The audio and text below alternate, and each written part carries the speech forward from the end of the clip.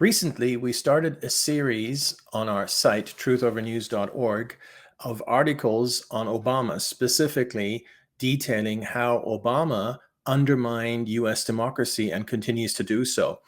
And we've been kind of asked, and by the way, it's an ongoing series, and we've been asked, why now? What gives, And we thought it might be a good idea not only to talk about the series, but also kind of the origin of all this. Um, Ironically, it was Obama who triggered it. If he hadn't done what he did in the final weeks of the campaign, we might not have been, we might not be doing the series right now. Um, Obama was always, I think, kind of had this image of this guy kind of floating above the fray, right? And the veneer came off, the veil came off right towards the end of the campaign, where he was campaigning for Kamala, and he got kind of angry and angrier, and he looked worse and worse each time as the weeks went on. And then there was something, I know you and I were just immediately jumped out at us as that, yeah, Democrats say that all the time, but not Obama. And it was just so revealing. It was when he did the Fine People hoax, when he pushed that, which, is completely disproven. Everyone knows it's disproven. And yet he completely jumped on that and pushed it like hell. And that was just so un-Obama like, wasn't it? The whole thing was really strange. Obama's kind of, he comes in on Twitter from time on X from time to time, but all of a sudden he started stepping up these efforts, and very quickly, because it was towards the end of the campaign, they became more and more strident. And I think that was kind of one of the things that struck us, is this aspect that he was sort of flailing about. It wasn't the smooth Obama. There was another aspect as well. It was an old Obama.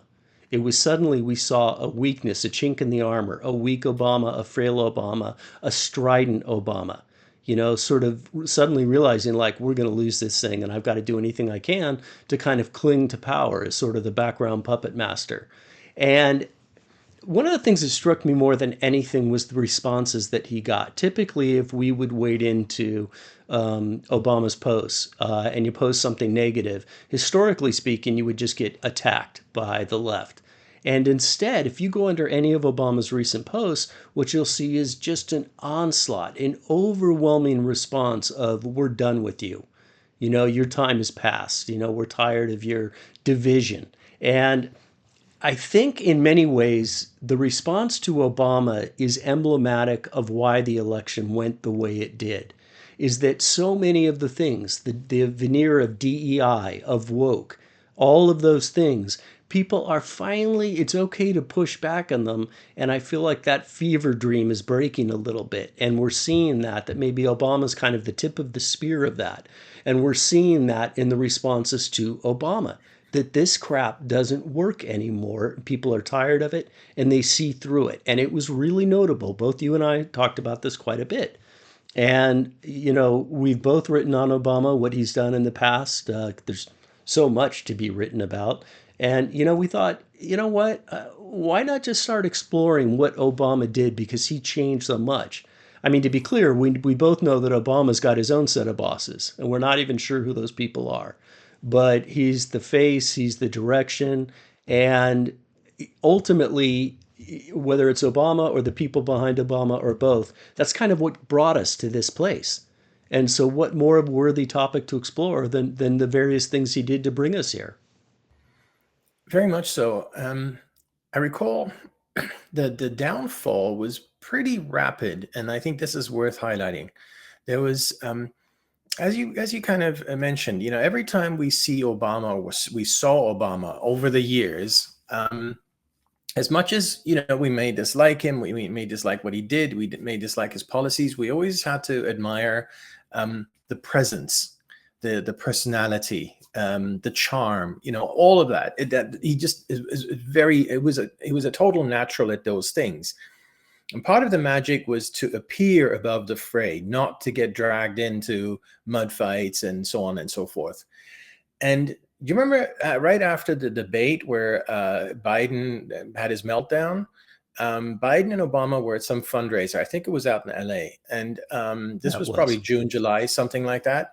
And Biden had another one of his freeze moments and just kind of didn't know what to do and whatever. And Obama was very, I know, very on top of everything. Again, that the old Obama, the sort of above the phrase, sort of, come and they kind of led Biden off the stage. And he looked pretty much like the old Obama. And yeah, obviously he was sending a message like, I'm in charge here. And the visuals were very much like that. But at the same time, it was just the old Obama. And, everyone could see that. But by the end of the campaign, that Obama was gone. He wasn't the above the fray. He wasn't the old Obama. He was the old, like it looks old Obama all of a sudden. And of course, as we already mentioned, Fine People hoax, that is just so un-Obama-like. So the or the sort of downward spiral happened very, very quickly. Now, some people have speculated it's something health related or whatever. We don't Hmm. know. Could be, but obviously it went very, very quickly if it was.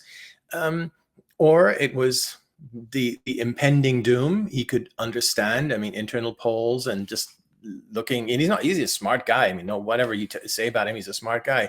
He understood that they're in deep, deep trouble in terms of winning any of these swing states and winning the election. And then maybe that weighed on him, and maybe that made him start looking older. Maybe it was a combination of those two things. And of course, our series really goes to the heart of why would it bother him so much. He's been out of power supposedly, right, for 8 years. Okay, so sometimes Republicans win, sometimes Democrats win. He's got hundreds of millions of dollars. He's got a lovely homes, 3 homes, I think, at least. Why care? And I think that's the crux of it, isn't it? That he cares because everything that's happened over these past 8 years when he wasn't in power was actually still him being in power. And he could see that he's going to lose that. And everything he tried to build or destroy, actually, he tried to destroy by building something like DOJ. We can get into those details. But his legacy, as horrible as it was obviously deliberate. And that might be lost, and that everything might be destroyed that he tried to build up. Or as I'm trying to explain here, it's sort of he tried to destroy rather than build up. But you get the point. And it's sort of multifaceted, right? Because one, it's his legacy. Like Trump may tear down that legacy, but there's also exposure. And that's sort of what we've been writing on is, Obama's got kind of this mythical status. And if you talk to people on the left, it's waning there. But, say, let's step back a year or two ago. You talk to somebody about Obama. Oh gosh, I long for the Obama days. Wasn't he great, etc. And they don't have any idea of the kind of things that he actually did. So not only is he worried about losing his grip on power, but I think he's also, and the impact it could have on his legacy directly there. But I also think that he's worried about exposure and the impact on his legacy there. At the end of the day, Obama's kind of a facade, right? He's a very, very smooth front man who's doing all these other divisive things underneath the surface. And if that gets pulled back, it leaves him with a very, very different legacy. People on the right kind of view him as the great divider. And I think that is starting to creep in a little bit at the fringes on the left. And I'm sure he's also worried about, all the possible things that get exposed about what he did, say, with Russiagate. We have a whole piece out that's directly focuses on that. And, I think our audience knows, but, Obama was in many ways kind of the creator of that. It may have been sort of brought to him and then he blessed it and picked it up and allowed it to go. But he was kind of the direction or, behind the scenes on the whole thing. And in so many different areas. I mean, maybe at some point here we'll go through the topics that we're writing on, but it's exposure from kind of two different elements, I guess is what I'm saying. Unlike a normal president, it's not just sort of a teardown of his legacy, policies that he put in place, but it's exposure of everything that he actually did. It is. It might be worth actually going back to something you just intimated, and maybe we can dig down further into that before we go into these various topics, which is sort of the beginnings of Obama. Um, you suggested just there that maybe it's not him. Maybe he didn't wake up one morning and think, he's the new savior or whatever, and he has to go out there and do all these things. Maybe he has his own puppet masters, and Hmm. that always makes me think back to that whole period after 2004. So in 2004, Obama became a senator. Before that, he was nothing. He was a Nothing. community organizer. Okay, so he was a community organizer. So suddenly he's a senator out of Illinois. And within 2 years, he's running for president. But everyone knew, or was supposed to have known, and especially, kind of Washington, the way it works and so on, that it's Hillary's turn, right? And, her husband had his 2 terms, and so now it's her turn. And George W. Bush messed up so many things. Um, and let's kind of think this through from an establishment point of view. Hillary would have just been a continuation. She was not a disruptor. I mean, she wasn't. I don't think she's particularly left wing. I mean, she might be painted that way, but she back in 2008 certainly should have been more or less a continuation of her husband, of Bill, which was more or less kind of middle. Well, nowadays I'd say Bill Clinton was governed very conservatively, but He's very that moderate. things change. So back then it would have been kind of like that. So not the huge Obama disruption and all that kind of stuff. So how did it happen that suddenly in sort of around 2006 this guy decides he wants to run for president? I mean, you need money, you need a network, you need a support, you need all kinds of things, and especially in a year or in a cycle where it's supposed to be Hillary, it it makes no sense him just doing that on his own, and especially coming out as the winner in the end. So I completely agree with you. It does seem that there were some machinations going on in the background. And why this guy? Why was he the vessel?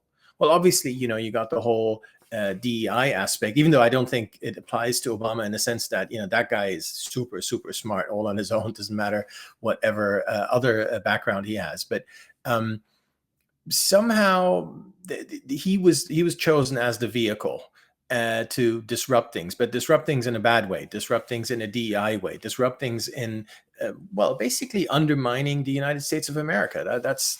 That's kind of the gist of it. But who would be that? Who would do that? Who would want to do that? Where did that come from? I can't say I know. It just that whole period is remains uh, hugely misunderstood, or not misunderstood, actually just not understood, not well understood at all. Yeah, I guess I have a little bit of a theory about that in that, Obama sprang out of the Chicago politics, as corrupt as could possibly be.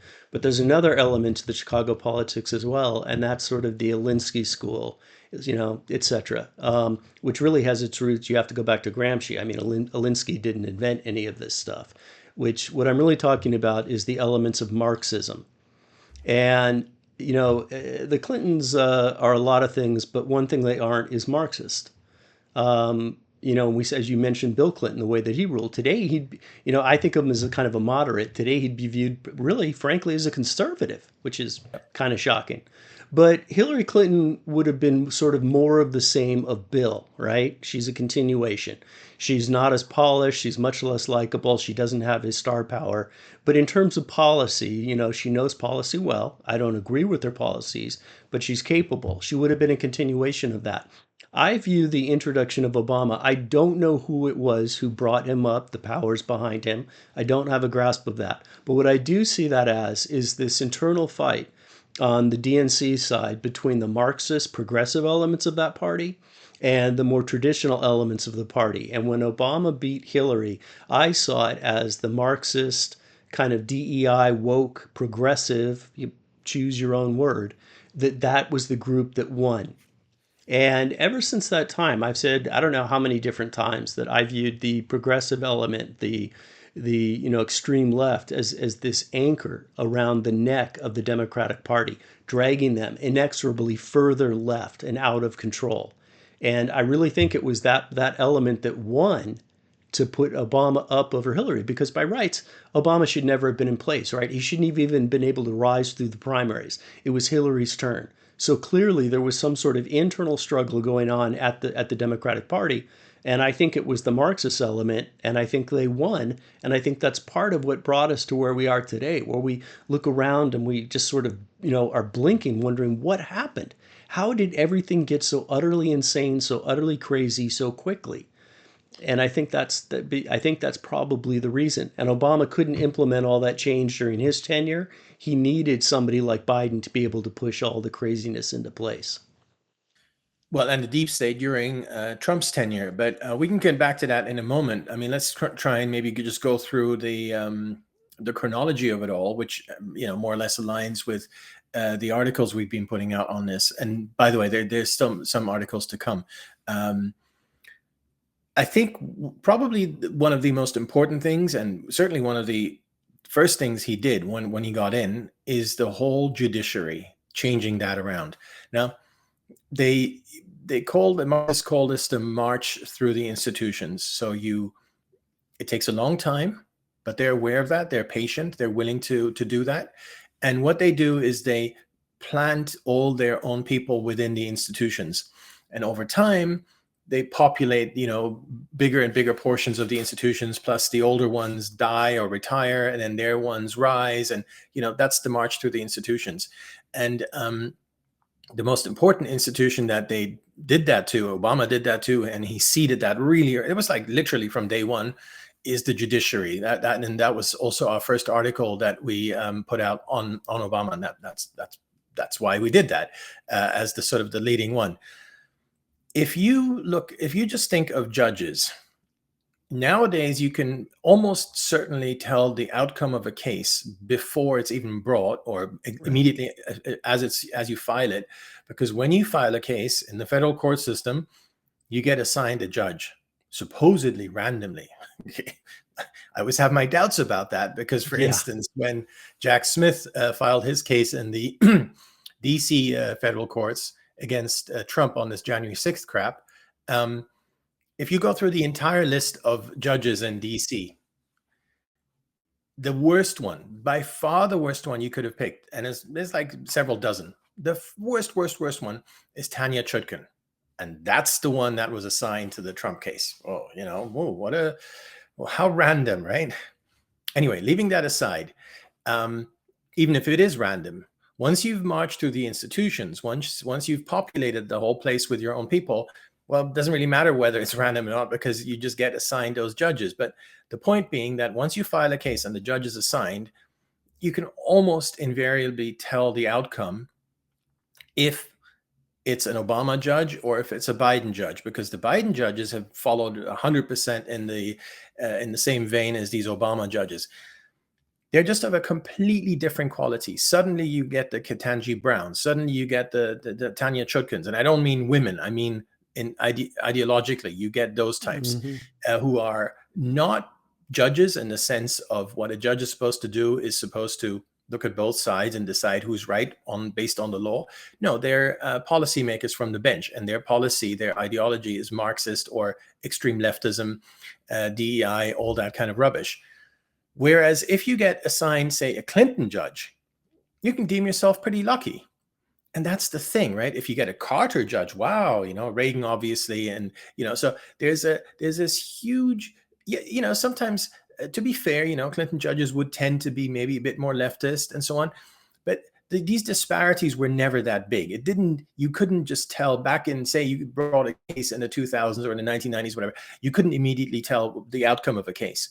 But ever since Obama started populating the bench, you can, because all of his judges are completely different. They're of a completely different quality. You don't get these, slightly left-leaning but generally fair people. No, you get ideologues, horrible ones. And that was obviously by design. And now, there's more and more of them. And one of the continuations that, we already mentioned earlier, where Obama had this third term, fourth term, we single Biden judge, is in the vein of these Obama judges. Yeah, this has always been something that's fascinated me a little bit about how this has progressed. And, we saw this. I mean, you could pick your start dates. You could go back to when the Frankfurt School came in. You could talk about the 60s, etc. But there's been this ongoing encroachment. But it was a slow build, and it, was probably more aggressive in our schools. And as we were talking about in the DOJ, when Obama came on board, he completely overturned that. Normally there's always an ideological bent to your appointments, but in Obama's case, it was effectively 100% of people that were not just political appointees, but hires were 100% from the progressive left, not just the left, but the progressive left. And that was actually violating laws because for the non-political hires, it's supposed to, your political affiliation isn't supposed to matter.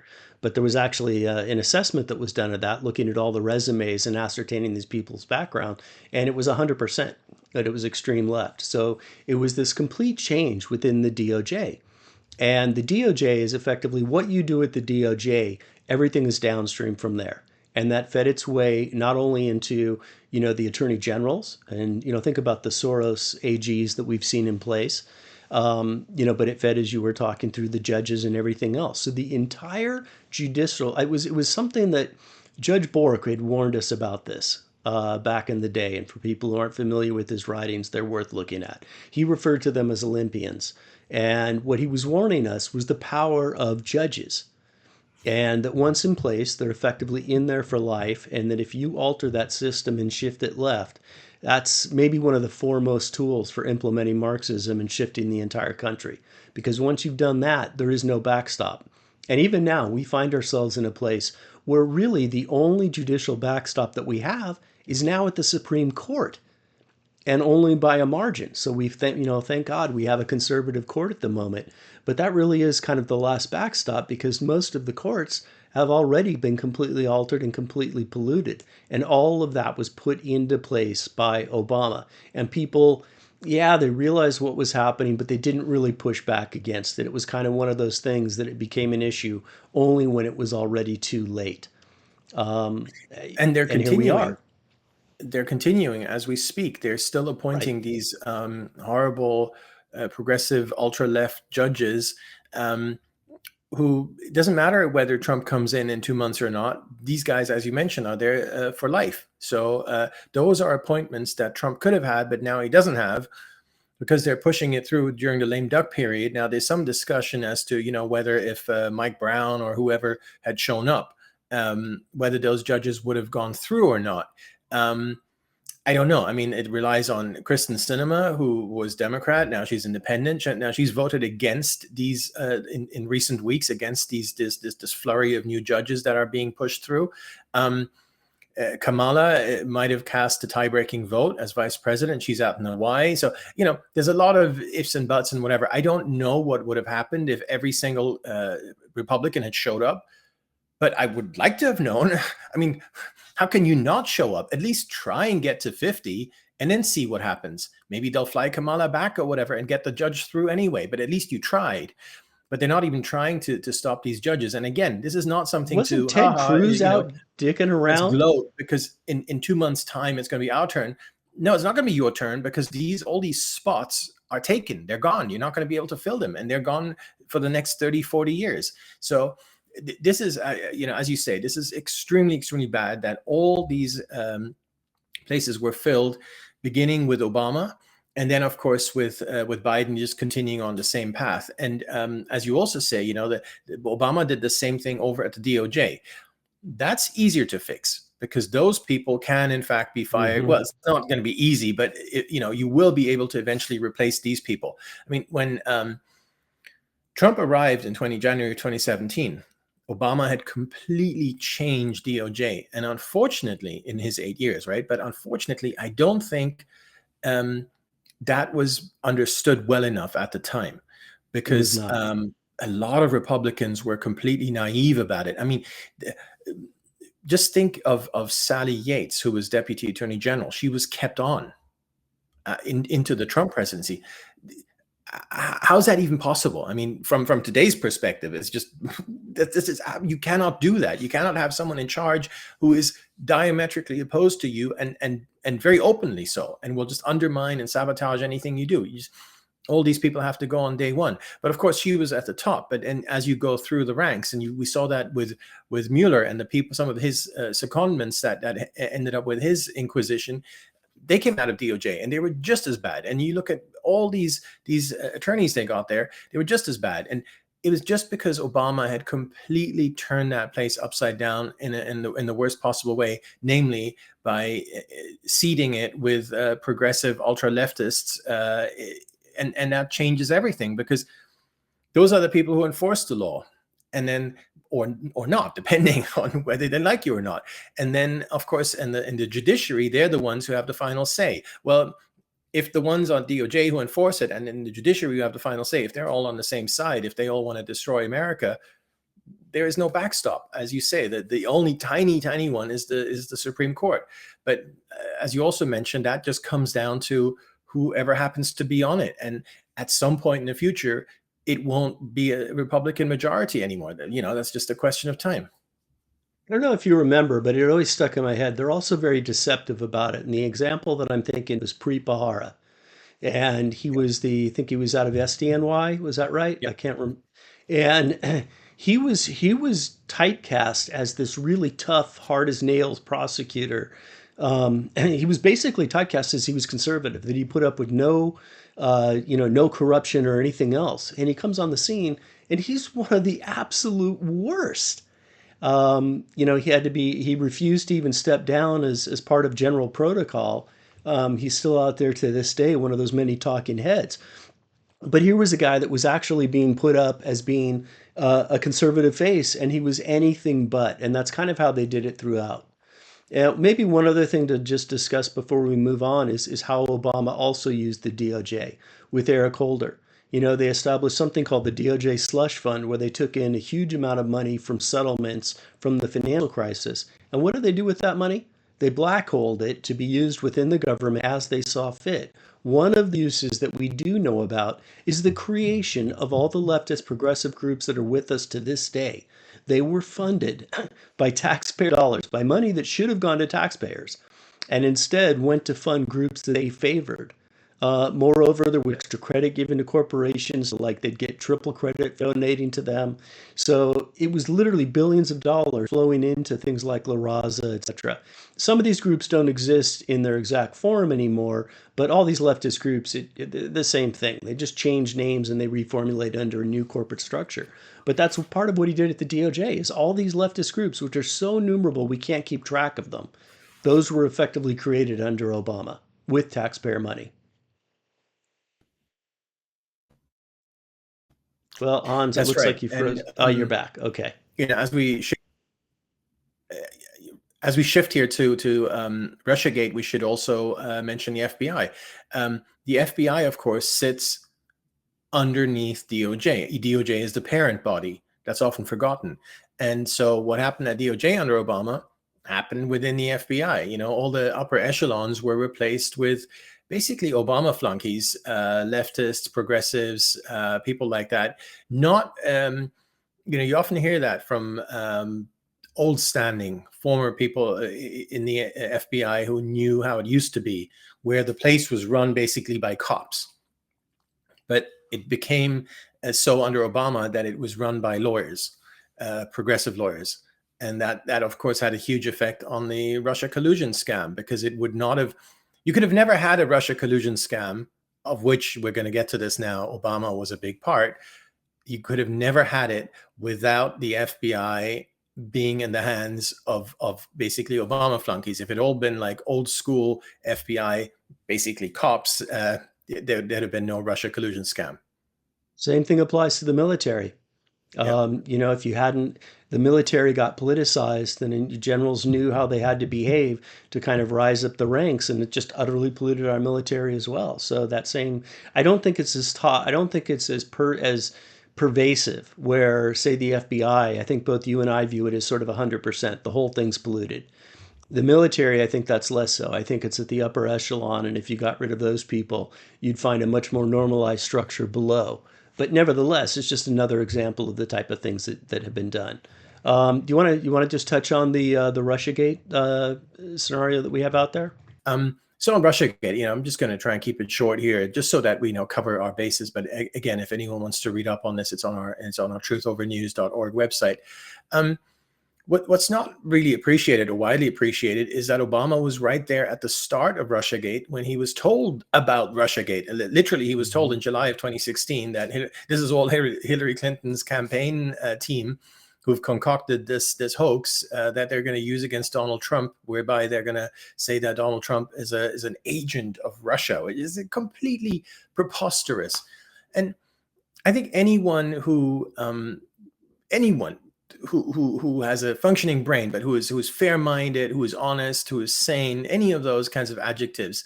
We cannot have an American democracy where one party accuses the other party of being a Russian agent. That just, we can't have that, especially because he knew it was not just an accusation. He knew that it was made up by that one side, So he should have put an end to it. And of course he didn't. But not only did he kind of keep quiet, that would have been bad enough, but then he poured lots of gas on the fire. What he did is he got his FBI people on the case. He got his well, DOJ obviously as well, and then most importantly, he got his intelligence people on the case. And he told them to write this report, which is called the ICA, which accused Putin of getting Trump elected. And then as soon as early January of 2017, just as Trump was about to be inaugurated, Obama sprung that report. He released it, and boom, there it was. Trump is only president because of Putin's help. That one report was so detrimental to Trump's entire presidency. It basically hamstrung everything. I mean, he got completely sabotaged. That was Obama. All of that was Obama. And I think even in many ways, the larger aspect of that is that what Obama did is he unleashed the intelligence community. He told them that it was okay to go after him. So the ICA was kind of the face of that, but underneath it was the thousands of leaking intelligence officials and everybody working in unison just to hamstring Trump at every possible angle that there could be. So, for all of those who don't think that Obama had a terribly active role, it's always amazing to me that he's managed to skate through to this point where nobody's even really questioned him or pushed him on his involvement in Russiagate. And yet he was the fundamental driving force behind it. And we've got the documents, et cetera, to prove it. Even as he was exiting the stage, he was out there giving the little nods to the reporters, egging them on. And I think this came from an email that we found, and I think it was January 17th, three Yeah, it days was. Yeah. before he walks out the door. And he's literally giving the surreptitious nods to the reporters, like, well, you know, I don't know exactly how much is there, but I sure think it's worth looking into. Obama was always the master of the understated nod. The way he was always so very good at giving the go ahead without like saying the words directly, kind of covering himself, but everybody knew what they were supposed to do. Which is what it creates such a huge contrast to the new Obama, the current Obama, who's the one who blatantly pushes this fine people hoax, not in a nuanced or indirect or whatever way. I mean, that's what we're Desperation. getting at. Yeah. It's such a huge difference there. The other part in our series that we've really put out is the Ukraine part, where again, this is underreported or just not well understood at all, that everything that happened there with Biden corruption and Burisma and so on, Obama was fully in the loop of these things. That's, again, he always managed to somehow float above the fray and kind of stay out of the dirt, where when you really look at the details of it, he was fully immersed in it. Now, I'm not sure that he wanted Joe Biden to be corrupt in Ukraine, or he didn't necessarily want all this Hunter stuff to be happening, but he certainly knew it was happening. I've come to view the corruption as being a byproduct of Joe's appointment to being in Ukraine. That, you just have to go back, it goes extend further back than that, but go to 2014 and the Maidan Revolution and the fact that we basically overthrew a democratically elected president of Ukraine. And that was when Joe Biden got involved, and then he brought in Hunter. And I've also come to shift my view in that Hunter was at Burisma for a reason as well.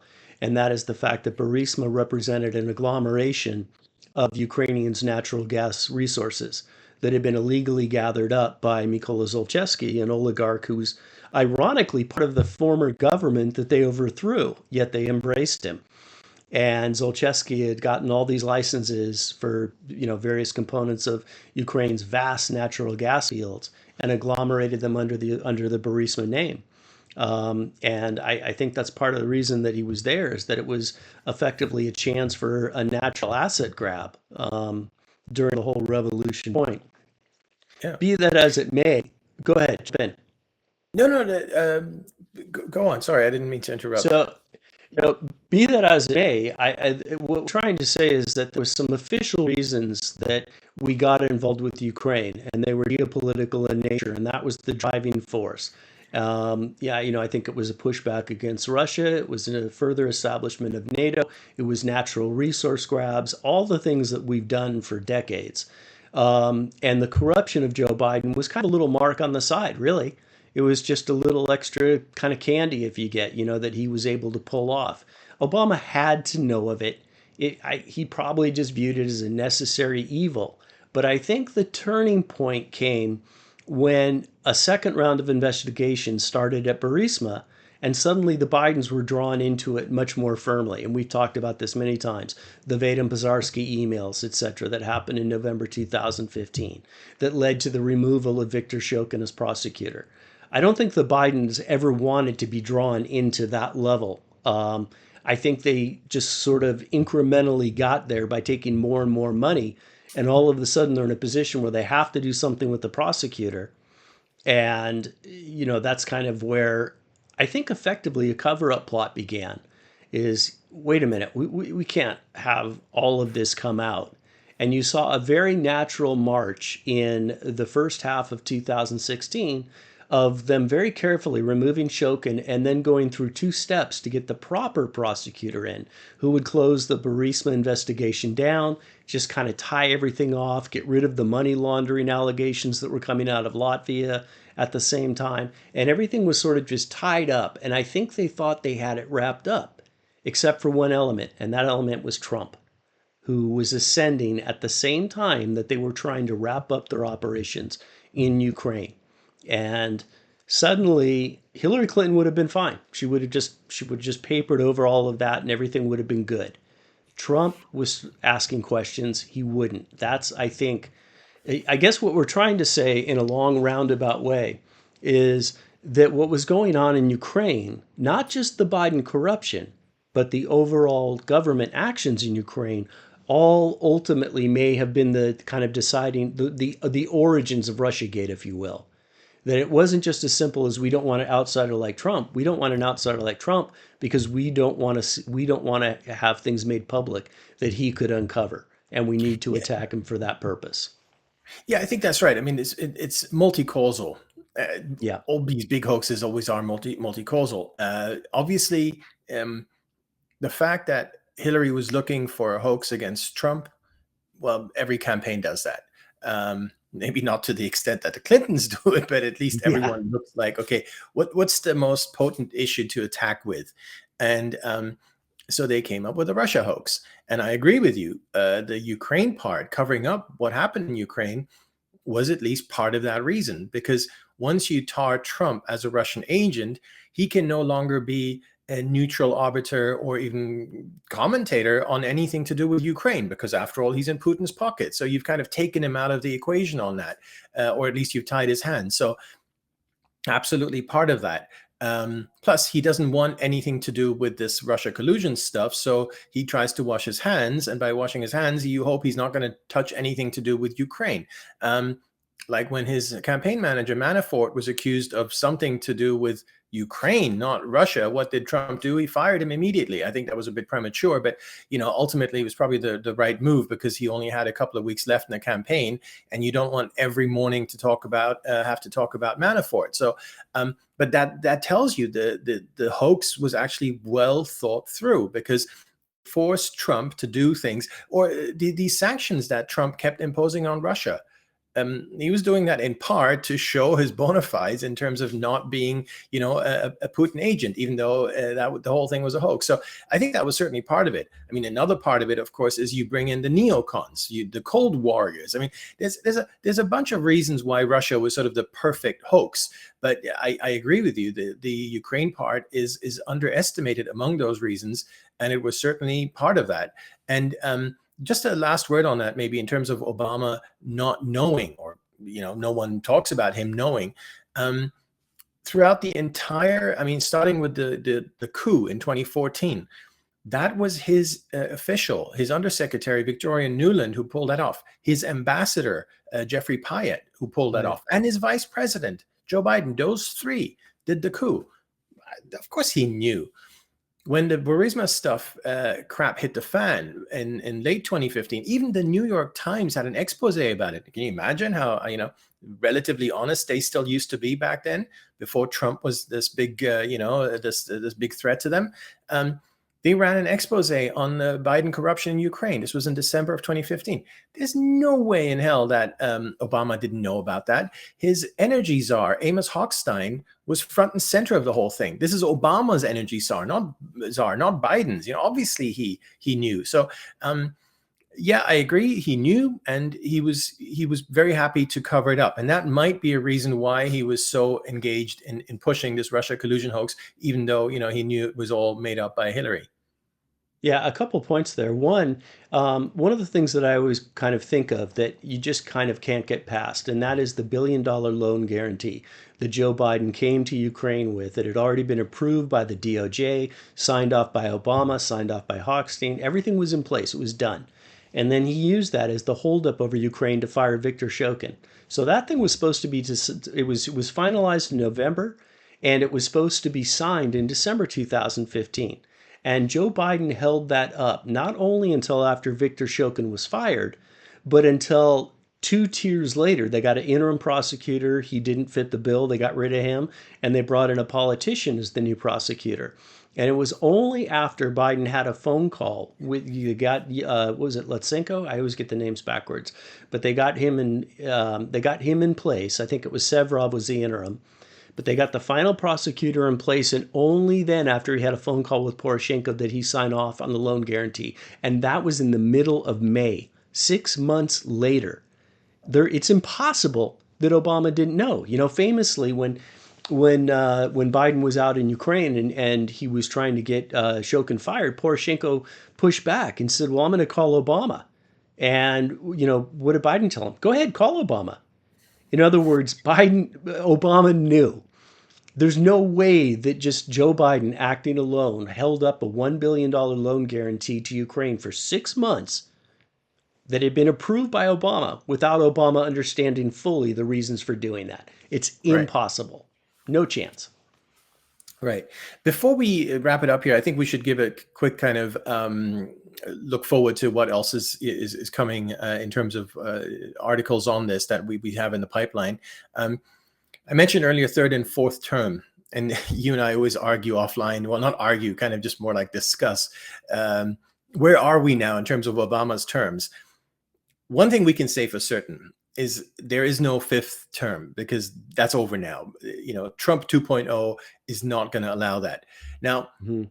why do we talk about fourth term? Why shouldn't, I think people understand why Biden would be Obama's third term. If you just look at all the people that Biden appointed, all the people, Lisa Monaco and Victoria Nuland, the same woman who was involved with Ukraine, and on. There's a long list of people that Susan Rice and so on and so forth, who still have all their hands on the levers of power. So yeah, that, I think people understand why that would be his third term. But why do we talk sometimes about fourth term?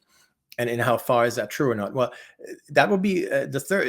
In that, if you look at it that way, in that kind of calculation, Trump's first term would have been Yep. Obama's third term, and the Biden term would have been his fourth term. Now, why do we say that? Well, we say that because of what we discussed earlier, that all the institutions had been filled up with these Obama loyalists and these ultra progressives and ultra leftists and so on, like DOJ, what we talked about. DOJ fought against the sitting president, Donald Trump, 45, just throughout his entire presidency. When COVID hit, the entire medical establishment, NIH, all these people are supposedly his administration, totally fought against him. The State Department fought against him the entire presidency. So you can go through the whole list, and The that's entirety basically of the why intelligence community. yeah. Oh, of course. Yeah, that's probably the biggest one of them all. I mean, they're the Russia collusion hoaxes. But anyway, that's the reason I just wanted to kind of explain that, why we sometimes say third, sometimes fourth. I tend to be more on Obama's had 4 terms, and now it's over. Yeah, and I tend to agree with you on the four. I think a lot of times we write it as, Obama's third or fourth, depending how you're counting, because people can kind of make up their own minds on that. But he was clearly, by definition, he was a huge force during Trump's presidency. One other area that we're going to be covering, we're kind of working on an article right now, is the Iran nuclear deal. And we can save the specifics for the article itself, but that we've talked about how Obama was setting the stage for like our entire judicial system and everything else, and how he ran Russiagate, and how he sort of altered all the institutions. But he also, well, one other thing, Russiagate, that goes hand in hand with the Iran nuclear deal is Russiagate altered our foreign policy. It turned our approach to Russia on its head. But in tandem with that is the Iran nuclear deal, which was very deceptively done in so many respects. But it kind of brought us to this point where we are now, where Iran was on the ropes from a variety of different angles. And, I think there was a perception at one point in time that Iraq was stronger than Iran, and then that shifted. And we now arrive where we're in this constant state of flux in the Middle East, always centered around Iran. And all of that really goes back to what Obama did with the Iran nuclear deal. The point of that is that he was attempting to destabilize us, in our opinions, on kind of every front, and that the Iran nuclear deal was his attempt to destabilize America on the international stage, in the Middle East, in the energy sectors. And that was the purpose of it. So that's a whole nother element. And we'll probably have that article out, I don't know, maybe next few days, perhaps early next week at the latest, I think. And then we have another one in the pipeline on what happened during the Biden term, where, well, we already mentioned that a few minutes ago here, where there's so much overlap that effectively it was a fourth term for the reasons we explained. But we'll get into more details as to, what happened there on the ground, and how Obama influenced things, including the Biden's deposal back in July of this year, where Obama clearly had his sort of his hands in that as well. So we've got a few of them coming up. I think it's great opportunity, but it was also very timely to have this out to just really paint a broader picture of all the destruction that guy has caused. And I think the timing is exactly right, because this image, as we started off this show today here, the image of this guy who just floats above everything and he's just so cool and laid back and whatever, he destroyed that himself in the final weeks of the campaign. So I think it's time to just lay it all out on the table here.